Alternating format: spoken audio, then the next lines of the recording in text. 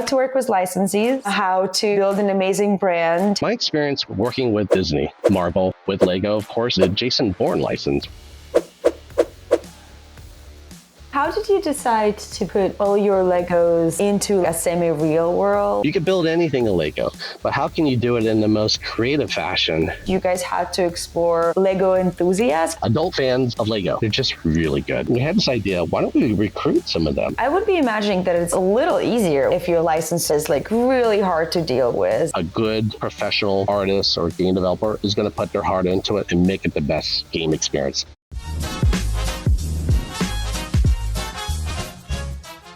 Hi everyone, my name is Ninel Anderson. I'm CEO of Devoted Studios and I'm your host at Devoted Speakeasy. Today we have an amazing guest, Emmanuel Valdez. Emmanuel, hi, good to see you. Hi.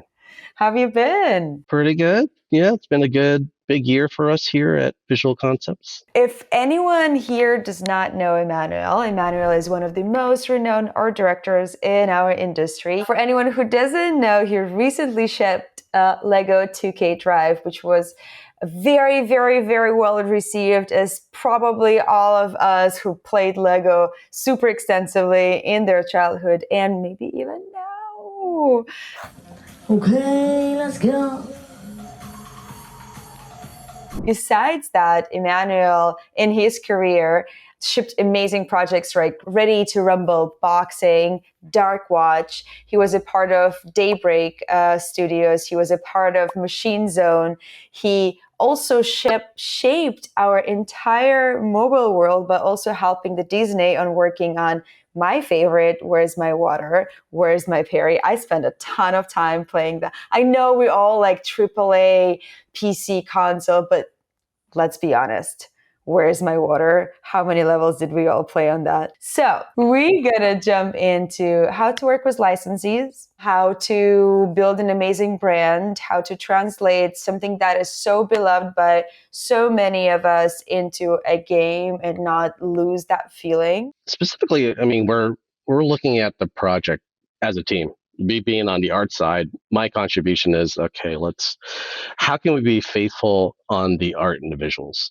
But at the same time, we have to think about the whole total experience, as we do as game developers. And my experience with working with different brands and licenses, I mean, it's pretty diverse. I mean, starting out like early on in my career working on a Jeopardy game or working with a network like ESPN, and then working with large corporations like Disney. For instance, you mentioned like Where's My Perry and Where's My Water? Those are their properties. Marvel, I've worked on Marvel project. I've worked with Lego, of course, just recently. Worked on the Jason Bourne license, which there hasn't been any other game made ever since that game that we made back in 2008. The range is wide, right? So when we're approaching a license holder, an owner of some sort of property, we really need to start with, okay, like, what do we want to get out of this relationship, right? They want to expand on their license through video games usually. And as a video game developer, we want to take a beloved license, something that a lot of people know, and be real faithful to it. What kind of experience can we deliver that reminds them of the time when they played with Legos as a child? Or, hey, when I saw that really cool action scene in the Bourne movies, how do I replicate that? So we really have to start there. We have to really understand, okay, what do we want to do here? Sometimes you can work with a company that's just very open. They're just like, hey, look, we hired you guys. You guys are the specialists. We don't do interactive. We provide other forms of entertainment. What can you bring to the table? Personally, I like to work with constraints. So I love it when they kind of come in and go, you know what, we want a VR experience, or we want, an action game, or we want this particular thing. I would be imagining that it's a little easier if your licensor is really hard to deal with and very particular about those nuances. But I was just talking to one of my other friends, art directors, and when they were building from scratch a fantasy shooter game, and they had no constraints, and they had to actually try to establish what they like. through also what they don't like and be like, okay, a pirate hat does not really look good on what we want. Now we know we don't want pirate hats in the game.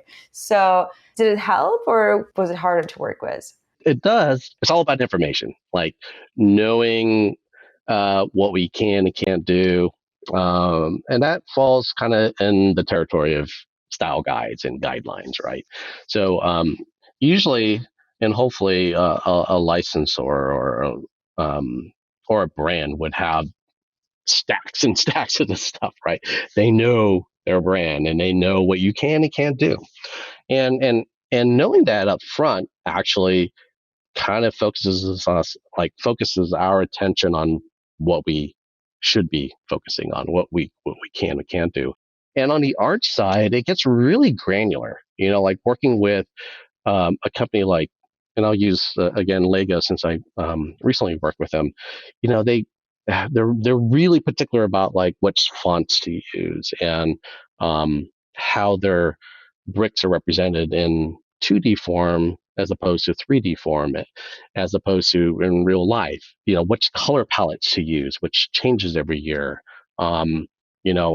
Animation, like how do you animate a little minifigure? Can you like pop off the arms and can you break it? Can you twist it? Can you bend them? No, but that's when in asking these questions and getting that up front is very important, because when you don't, and I'll use the animation with Lego in particular, we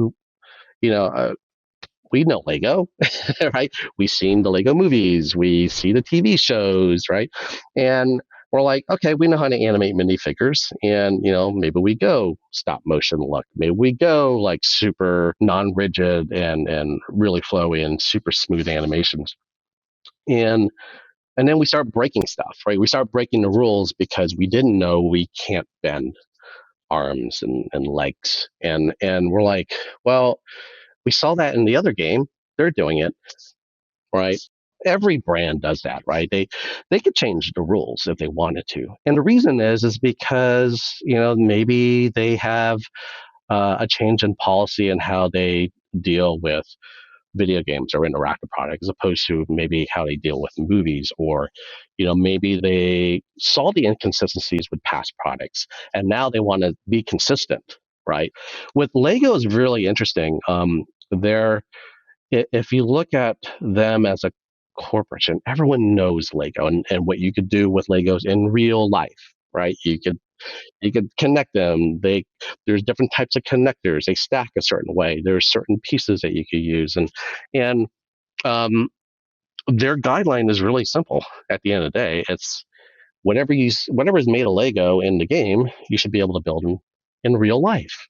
The freedom that we have digitally with Lego pieces is I'm not I'm not building this car, for instance, and and the pieces go in certain ways. I could have a lot of freedom. I don't have to worry about some of the constraints that they have to deal with in the real world. One being stability, right? So if I'm building like a clock tower out of Lego and I want it to look a certain way, maybe I want it to kind of Tim Burton-esque like, and it'd be skewed and kind of stylized, and it's kind of angled. So maybe I'm not connecting pieces at right angles, or I'm using hinges in different ways, or I'm balancing stuff, but I'm trying to achieve a look. But I could do that digitally because it's digital. You could do anything, right? It's freedom, baby, yeah! Whereas in real life, you stack it, things, gravity takes over, starts to fall apart. So that was an important lesson too, because if they're saying, well, what can you build in real life? Then digitally, I have to abide by that, and then I have to experiment and I have to think about it. But it really came down to getting lessons from them. It's like, I'm going to build something, design something, hopefully not spend too much time. Let's iterate really fast, prototype it. Tell me what you think. And then they could look at it. For instance, they'll look at it and go, well, our designers wouldn't take that approach. It would probably go this way, right? And then you're not wasting your time, right? And then you get in sync a lot sooner. And then you understand some of the rules and again, some of the guidelines a lot better. When I was playing the game, there's a mix of like stylized, realistic world with the Lego pieces in it. And then there's the Lego characters, and they actually, do pretty much this. And actually that was creating this really cool feeling for me. I was running the art department at High Moon Studios. Which you co-founded, right? Which I co-founded. Yes. Right there. See that? That right there is history. That is High Moon. That is Jericho Cross. Yeah. That is what the studio is named after. It's named after this Old West street scene. Jericho Cross, our lead character, is half vampire, and he's standing in the middle of the street about to do a shootout with the undead. That's where High Moon came from, the name. So anyway. I have a lot of questions about how to be an art director and a co-founder. I think that's kind of a dream of any artist, is like to get into the place where you actually co-found a studio, and then you get to do whatever you want with an art department, right? Oh yeah, you can do whatever you want. It's freedom and it's money. Oh, I got some stories there for you to know. High Moon actually used to be Sammy Studios. When the company merged with Sega, they divested interest in having two brands. It's like, well, we got Sega, we got Sammy. I mean, no one knew who Sammy was in this side of the world. So of course they know who Sega is. They basically gave us the development side of Sammy. That became High Moon Studios. And out of that came an original property called Dark Watch. We were set up to do original games. The dream of the founders of that company was, hey, let's get together and let's make our own games. I know we're talking about licenses and properties, but the dream is, let's make something really cool, and then someone's going to make movies and TV shows and toys and comic books and all that. Of course, that was a good lesson in, hey, you're a game developer first. It's cool that you get to do a movie later, but make a great game first. But out of that experience, we had to build a studio, right? I had to build art departments. We had to build brand new games. We had to build new technologies. We had to hire people. After like something like Dark Watch, it was interesting because there was movies option. We got to meet famous directors, and I'll be in a room with like Roger Avery or Paul Anderson, who's like just getting off a Resident Evil movie, and then I was like, wow, I'm Jan de Bont, like just very odd mix of people were like coming out of the woodwork, and now you look at video games and movies are kind of course they're going to make a movie out of a video game. It's called transmedia. But see, it all works towards, what we're talking about here about licenses, right? So at the end of the day, we want to create a hit product. It could be a movie, it could be a game. In this case, it's a game. I think it depends on where you are in your career or where your ambitions and your passions are. Some people definitely want to work on an original game. There's no way I will make a Marvel game. I want my own superhero characters, right? But there's some people like, gosh, I want to work on a Marvel game. I love Marvel, right? So, it's almost like, hey, I want to work on a sports title. I do not want to work on a sports title. I will not do this. I've been in this industry for 30 years. And I can tell you, not every game I worked on, was like super excited about at the beginning. But I tell you, like a good professional artist or game developer is going to put their heart into it and make sure they give it their all and make it the best game experience possible. I would want that from anyone from a team, right? And no matter what it is. And I can't tell you how many cult classics I've worked on. It's like, it's because we put our heart into it. It's not necessarily like the most known title or the best game, but at the end of the day, if I meet someone that played the game and became a fan and they tell me like their favorite part of the experience playing that game, I can't tell you, like any developer would feel that way, how much that affects them emotionally. It's like, wow, yeah, that was something that we created and you experienced it and you got to share that with me. The last episode of Lego Masters was called Lego 2K Drive. It was a whole episode based on the game. And the contestants had to build a vehicle. They got judged on the aesthetics, and then they got to race them on a track.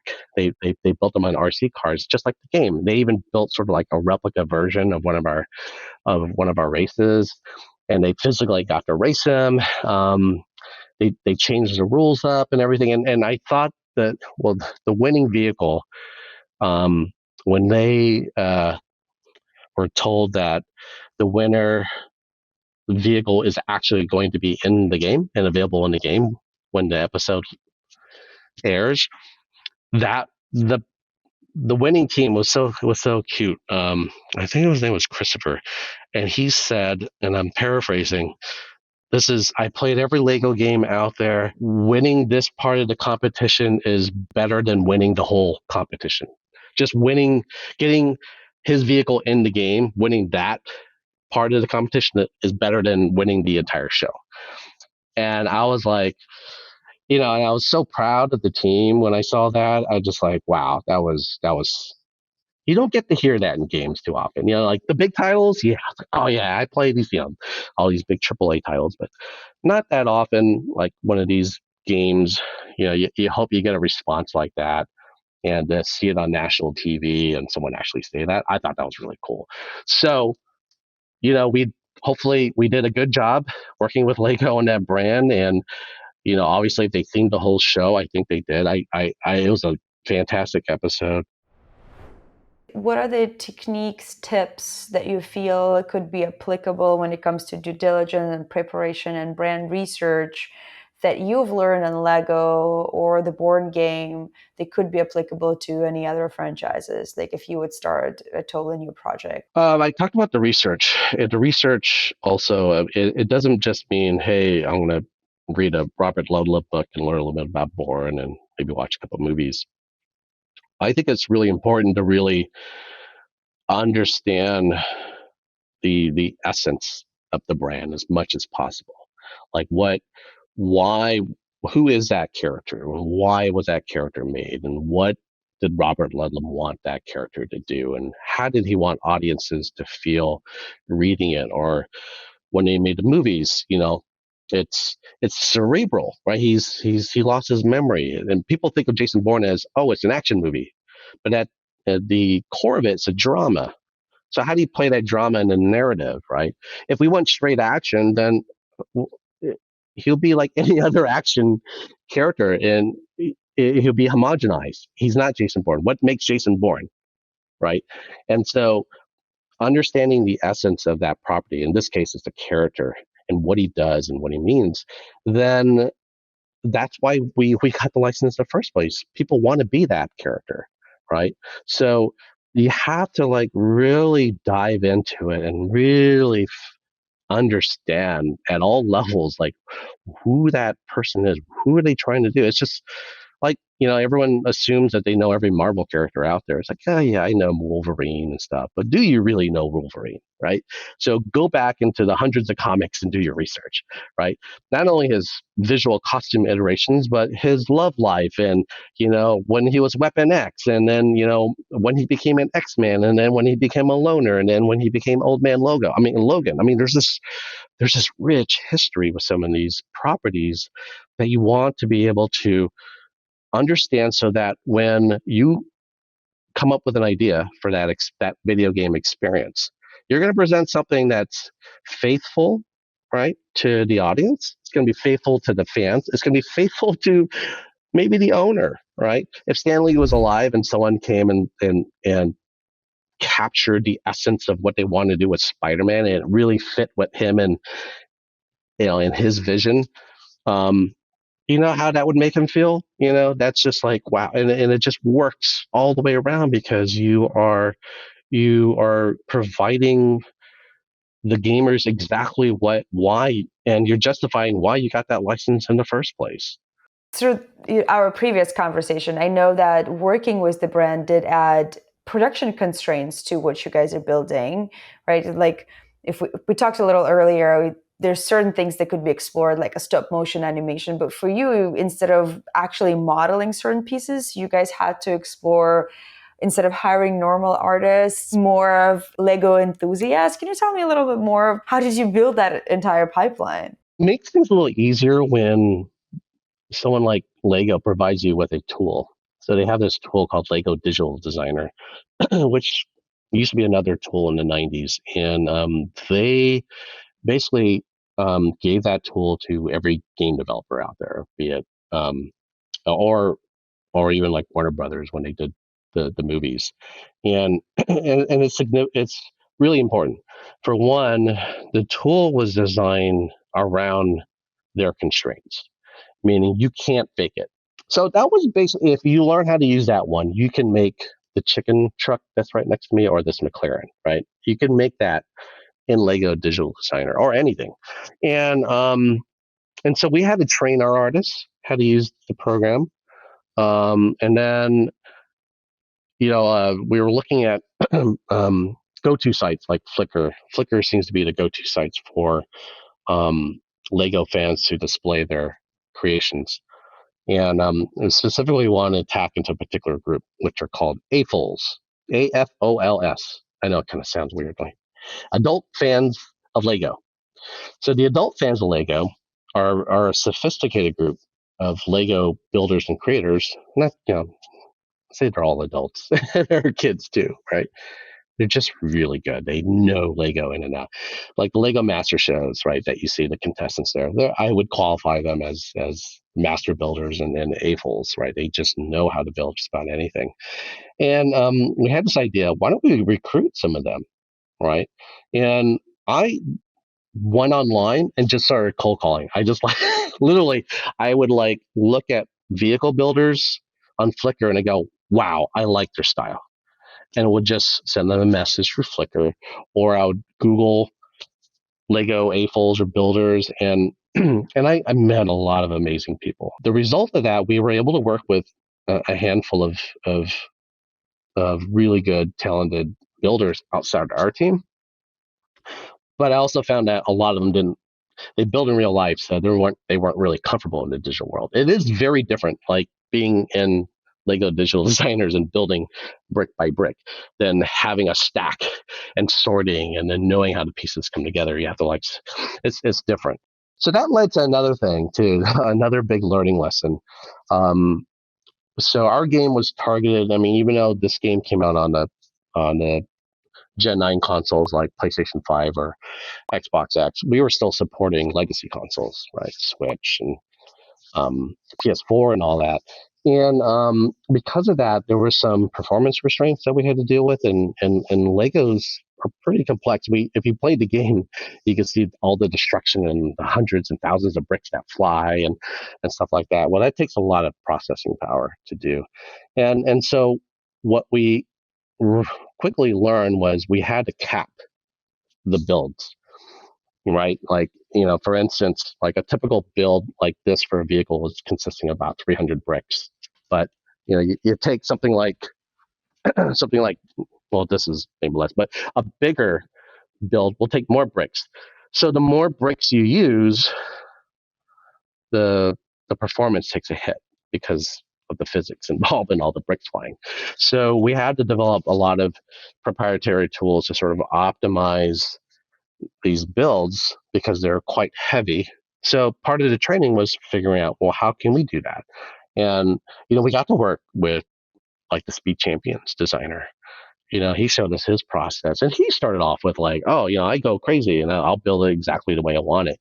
And then they have a different set of constraints on their side that they have to deal with. But it really helped us because if they could do it, like I'm looking at this McLaren right now, and that piece right here this piece right here is actually like an oar, or that piece right there. That's an oar to a paddle for a rowboat, right? But it's on the side of a McLaren. So if you look at it there, well, how ingenious is that they took a, an oar, the end piece of an oar or a paddle, and made it look like that by just turning it on its side. So ingenious. And those are the things that we had to think about. Like, how can we be as clever with some of the shapes of these bricks to achieve the look of the final product? So that's a whole nother lesson. But again, that in its very nature is Lego, right? You can build anything in Lego, but how can you do it in the most creative fashion, still get the point across, and be aesthetically beautiful? There's many ways to do that. For us, our constraints was it has to be built in real life, but it has to be performant in the game. And how did you decide to put all your Legos into like a semi-real world? Like, what was the idea behind mixing the two? Simple. I know everyone asks that. Yeah, on the art direction side, it's like, hey, Manuel, like, why didn't you like just go all Lego? Well, the first thing is, like I just mentioned, making everything out of Lego is hard because they're Lego is dense. I mean, like one brick is a lot of this dense geometry, right? There's a thickness to the shell. There's a stud. There's a logo on the top. There's a tube in the bottom, right? And then, like, if you were approach building a 4x8 brick building out of Lego, you're stacking 2x2, 1x1s, or and all of a sudden, yeah, I have a Lego brick wall, but it has all this interior geometry that is not very optimal. You never see it, but it's, remember, we have to be compliant. So we can't fake that. So what we do is we build it and then we have to like strip out and optimize, right? Imagine that's just a 4x8 brick wall. Imagine a whole world, right? Terrain, mountains, of course, we could build that out of Lego, and there's a lot of cool tools that allow us to do it fairly, I would say, easily. But we could do large constructs out of bricks, out of Lego bricks. 5 years ago, when we started on the project, the story of the game revolved around a child who loved playing with Legos and built this fantasy world called Bricklandia in his backyard. And in that fantasy world, he played with his Lego vehicles. And for instance, his sandbox was our desert biome. The garden was our Pacific Northwest biome. The decrepit old tree on the side of the yard was the haunted area, right? So the narrative and the fiction behind it revolved around, it's really this kid's backyard, but it's his imagination. So the terrain became and the environments were real, and it's just him playing with his cars in the backyard. So and there was a whole clever thing about his name was Todd, and if you were racing and you fell off the track, the hand of Todd would come and grab you and put you back. So many clever things. Well, he never made it in the final product. That's game development, but the terrain remained realistic. And then for me as an art director, the challenge was, okay, it's real world. Like, where can we have fun? And one of the ideas was, in the desert, the rock formations would look like Lego blocks, right? The buttes and the mesas. And if you look carefully, it's like, oh yeah, those are the roof tile pieces, or that's the rectangular, serial number, this, and they'll recognize it. And we did that. But then, remember, I was talking about policy changes. Then they had a policy change where they didn't want to confuse consumers with how the bricks were represented. And in this case, it's like, okay, yeah, I recognize that Lego brick, but it's made of rock. Does that mean there's a real rock version of that I could buy in real life? So that was like, okay, well, can't do that. So what ended up happening is we created sort of the Lego brick-like look without actually using real Lego bricks. That was the sort of the compromise at the end of the day. I know that a part of working with licensors is, feedback sessions, and sometimes they're pleasant and sometimes they're painful. Like, how did you prep for feedback sessions? How to make them effective? It all starts with, for me, when it comes to just art direction in particular, if I have a particular vision for what I want to do, it could be a prop, it could be an animation style, it could be in a world, an environment. I always have a goal. My goal is, I want this biome to feel like this, right? And in order for me to get there, I have a checklist, the conditions of satisfaction.